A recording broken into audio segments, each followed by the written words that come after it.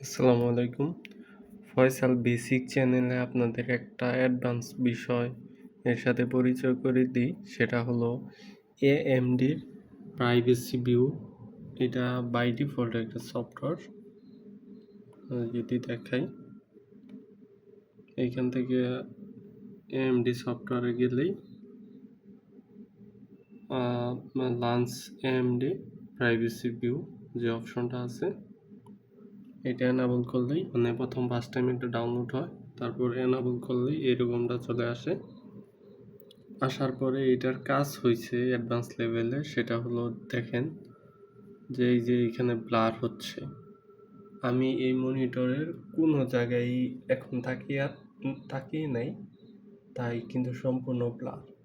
যখন আমি আমার চোখটা দিস পিসির উপর রাখলাম, তখন দেখেন যে দিস পিসিটুকু এখন কিন্তু পরিষ্কার।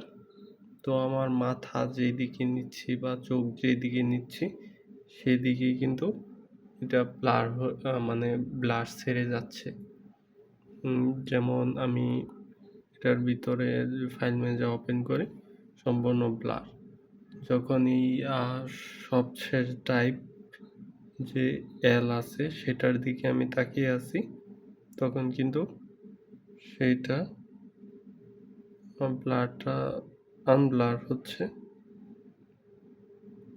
আমি যেই ড্রাইভের উপর তাকাচ্ছি সেই ড্রাইভটা কিন্তু ব্লার সরে যাচ্ছে।